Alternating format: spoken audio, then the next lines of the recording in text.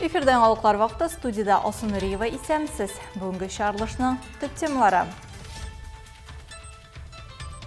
Татарстан уверенно занимает места в пятерке, призерах, тройке.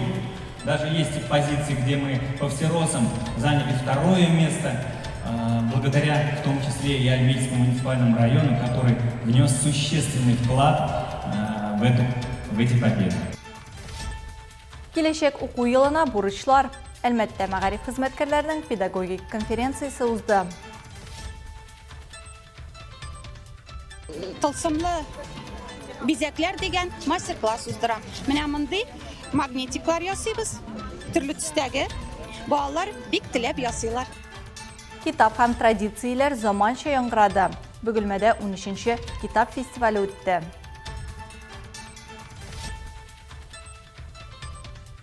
Asfaltlar yok idi indi. Biz bitkenleri yağmurdan itip düşülüp vatıla bitkenleri maturrak, maylırak ayır. Jыр, бию һәм гомер бәйрәме белән котлаулар. Түбән Мактамада ишек алды бәйрәме күршеләрне берләштерде.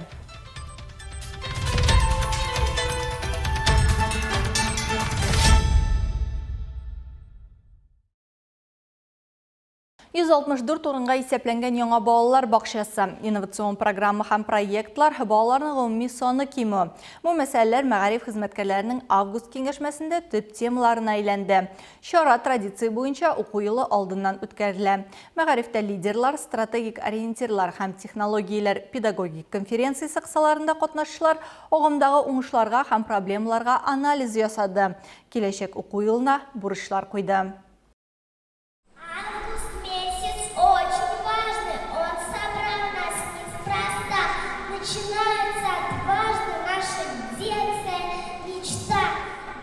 Мәгариф өлкәсендәге лидерлар, стратегик ориентирлар һәм технологияләр. Конференциянең темасы мәгариф идарәсе җитәкчесе Ирина Павловская докладында яңгырады. Аның сүзләренә караганда, районда мәктәпкәчә белем алу мөмкинлеге 100% тәшкил итә. Барлыгы 88 мәктәпкәчә учреждениедә 11 меңгә якын бала тәрбияләнә. При поддержке республики компании «Татнефть» Рейс һәм Татнефть компаниясе ярдәме белән Полевая урамында төзелгән яңа йортларда яшәүчеләр өчен 164 урынлык яңа балалар бакчасы ачу планлаштырыла. 2 яшьлек балалар арасында 123 урынга ихтыяҗ Алсу микрорайонында бар. Бу балаларның барысына да башка балалар бакчаларында урыннар тәкъдим ителде. Тик алар анда йөртергә ризалашмадылар. Всем этим детям предложены места в других детских садах, в которых они отказались. Туучылар саны кимегәнгә, балалар бакчаларына йөрүче балаларның гомуми саны кимү күзәтелә. Район буенча барлыгы 17 төркем кыскартылган. 40 һәм 41 учреждениеләрнең икесе берләштерелә. Оптимальләштерү максатына шулай югары Мактама авылында балалар бакчасы һәм мәктәп берләштерелә. Эш урыннарын саклап калу өчен 1 яшьлек балалар өчен төркемнәр ачыла. Ирина Павловская шулай мәгарифтәге үзгәрешләр турында сөйләде. Бу елдан сәнгать, музыка һәм физика кабинетларын яңадан җиһазлау эшләре башланды. 2 ел дәвамында яңа җиһазлар хезмәт, ватанны саклау һәм иминлек нигезләрендә дә барлыкка киләчәк. Укытучының иң мөһим бурычы үзенең тарихи тамырларын белгән, әти-әнисенә хөрмәт күрсәткән һәм ярдәм иткән, улы тормышта уңышлы һәм ватаны иминлегенә эшләгән гражданинны тәрбияләү. Бу хакта Татарстан Республикасы мәгариф һәм фән министры урынбасары Рамил Хәйруллин сөйләде. Әлмәт районына авыр, ләкин чын мәгънәсендә игелекле хезмәт вәкилләрен мактарга гына килүен ассызыклады. Год был успешным. Ел Татарстан Республикасы өчен уңышлы була. Без Мәскәүдән, Мәскәү өлкәсенә, Санкт-Петербургтан соң лидерлар рәтендә барабыз. Татарстан бишлектә урын алып тора. Хәтта без бөтен Россия бәйгеләрендә 2нче урынны алган позициядә бар. Бу җиңүләргә сизелерлек өлешне Әлмәт муниципаль районы да кертә. Благодаря в том числе и Альметьевскому муниципальному району, который внес существенный вклад в эти победы. Республикада узган уку елында барлыгы 470-100 балл, 50-200 балл һәм 2 кеше 300 балл җыючы бар. Әлмәт районының нәтиҗәләре куанырлык. 27 укучы 100 балл җыюга ирешә. Люди великой профессии. Люди, определяющие завтрашний день. В ваших руках судьбы от самых маленьких до почти взрослых. Хочу сказать вам слова глубокой признательности за ваше терпение, за ваше умение дарить себя другим, за то, что вы верите и созидаете. Очрашу кысаларында мәктәпкә җыенырга ярдәм ит акциясе узды. Бүләк комплектлары, мәктәп портфельләре һәм канцелярия товарлары 17 укучыга бирелде. Этот год будет самым добрым, самым веселым, и пусть в нем будет только очень много самых ярких. Конференция иң яхшы мәгариф һәм фән хезмәткәрләренең бүләкләү тантанасы белән тәмамланды.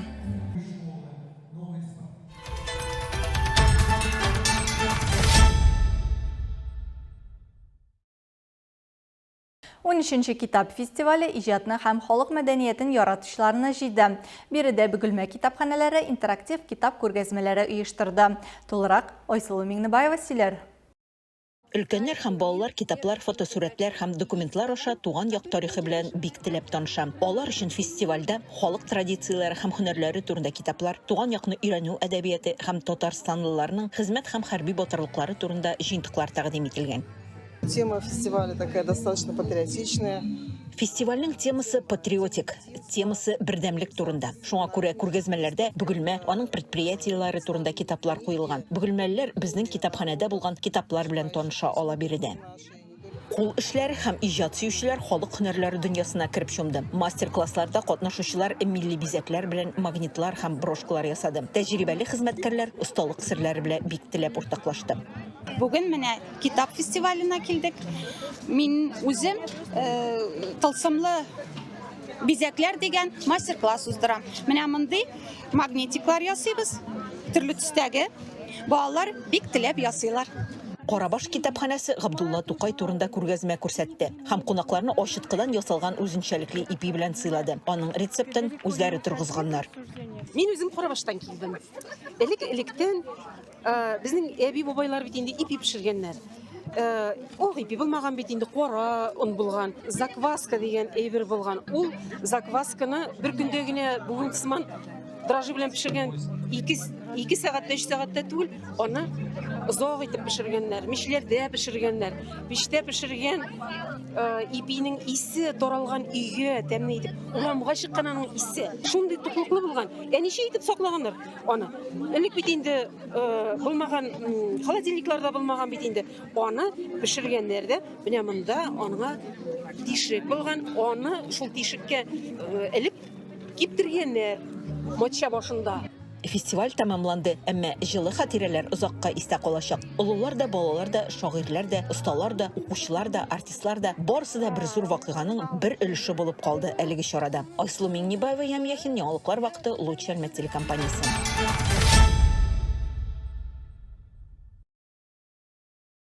Кыргылдарлар гамәлдәге җир законнарын бузу белән бәйле яңа мошенниклык схемасы уйлап тапканнар. Бу хакта Әлмәт районы Росреестр идарәсендә хәбәр иттеләр. Гражданнарга янәсе ачыкланган җир законнарын бузу турында хәбәрләр җибәрәләр һәм тиз арада штрафны ташлама белән түләргә тәкъдим итәләр.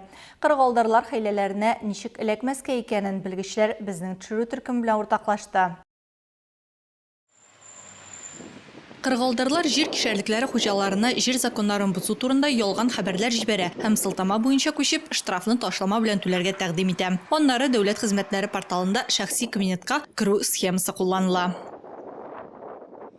Единственным документом, на основании которого может и должен... Җир законнарын бузган өчен административ штраф түләнергә тиешле бердән-бер документ ул административ җәза билгеләү турындагы карар. Ул районның төбәгенең җирләрдән файдалану һәм саклау буенча баш дәүләт инспекторы яки аның урынбасары тарафыннан имзаланырга һәм Росреестрның территориаль органы мөхөр белән таныкланырга тиеш. Хокук бузучыга карар шәхсән тапшырыла яки заказлы хат белән почта аша яисә электрон рәвештә дәүләт хезмәтләре порталындагы шәхси кабинетына җибәрелә. Правонарушителю вручается лично при рассмотрении административного дела. Направляется заказным письмом по почте или в электронном виде в личный кабинет на портале госуслуг.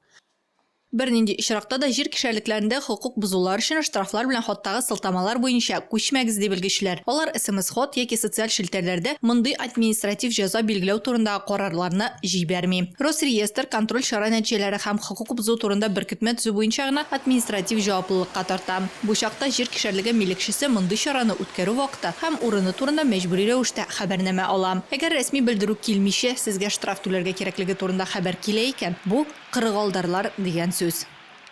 В случае сомнений в достоверности постановления о назначении... Административ жаза белгілеу турындагы карарның дөрестлегенә шик булган очракта гражданин һәр вакыт Росреестрның территориаль органына шәхси кабул итүдә телефон аша мөрәҗәгать итәргә мөмкин. Шулай ук 10 көн эчендә тиешле карар чыгарган территориаль хезмәт органы адресына шикаят җибәрә ала. В личном приеме по телефону или в течение 10 дней направить жалобу в адрес территориального органа службы, который вынес соответствующее постановление. Контроль чарасын үткәрү нәтиҗәләре турында мәгълүмат күзәтчелек чараларының бердәм реестрында урнаштырыла.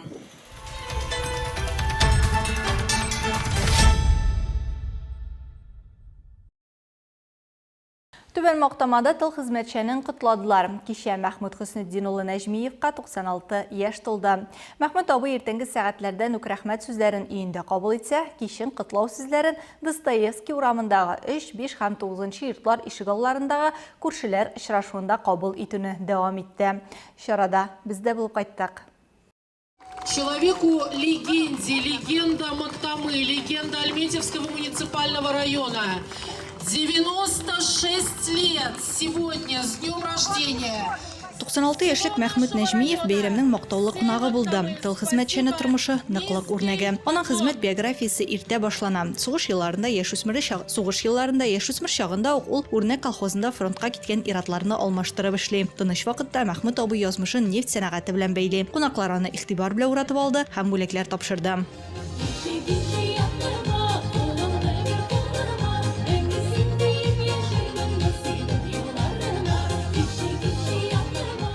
Музыка, бию, уен һәм остаханәләр һәркем үзенә ошаган күңел ачуны сайлый ала иде. Ишегалды бәйрәме кунаклары кул эшләре белән шөгыльләнүчеләрнең биремнәрен теләп үтәде, шахмат һәм шашка уйнады, вокалист һәм районның иҗат коллективларына кушылып җырлады һәм биеде.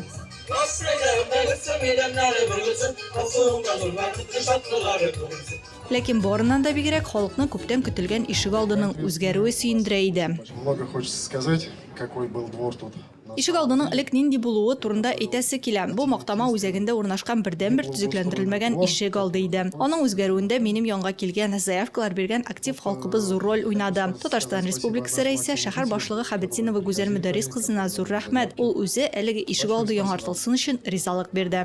Раису Республики Татарстан, главе города Хәбетдинова Гүзәл Мөдәррисна, которая поддержала и которая дала согласие и добро, чтобы этот двор стал обновленным. Безнең ишегалды программасы ярдәмендә биредә юлларга яңа асфальт җәелә, тротуарлар һәм төзекләндерелгән ишегалдына керү юлы, уңайлы парковка һәм кыр баулары булган зона барлыкка килә. Эшләр билгеләнгән срокларда башкарыла. Асфальтлар юк иде инде. Без беткәннәре яңгырдан итеп ишелеп, ватылып беткәннәре. Матуррак, уңайлырак әйе. Рәхмәт, молодцы. Матуррак, уңайлырак инде. Бик яхшы. Этот двор стоит, так скажем, первый, возле школы находится. Дети здесь ходили со школы в школу, тротуаров здесь не было. Вот появились тротуары. Во всяком случае, грязи станет, надеюсь, меньше.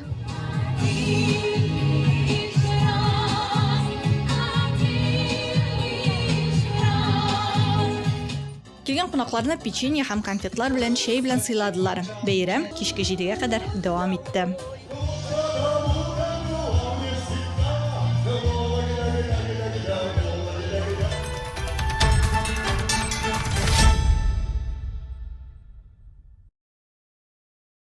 Егерме 6 августта Әлмәттә Татнефть компаниясы Яшьләр комитеты кубогына хоккей буенча турнир тәмамланды. Көндез беренче матчларда буллитлар буенча җиңүгә ирешкән Ярославльдан Лока 76 командасы эшне яңадан ыргытулар сериясенә кадәр җиткерде. Ләкин бу юлы көндәш көчлерәк булып чыкты. Молот Яшьләр хоккей лигасы беренче 2 очконы җыйды һәм турнирда 4-нче булды. Призлы урыннарны бүлү йомгаклау уенына калды. Аның алдында Лока 76 активында 5 очко, Спутник һәм Ирбиста эшәр иде. Беренче периодта хуҗаларны кагыйдәләрне бозган өчен 2 тапкыр җәзалыйлар. Шуның белән казанлылар икенче периодта исәпне 0-3-кә кадәр җиткерә. Барлык 3 алка кертүдә дә Ислам Дәүләтшин катнаша. Ул дубль ясый һәм нәтиҗәле пас бирә. Матч тәмамланганчы әлмәтләр 1 алканы кертүгә ирешсә дә, Ирбис аерманы саклый. Исәп 1-4. 5 очко җыеп һәм Лока 76 белән тигезләшеп, өстәмә күрсәткечләр буенча Ирбис Лебес турнир жеңушісі етіп иғлан етілі. Екінші орында Ярославль дружинысы Спутник үшінші.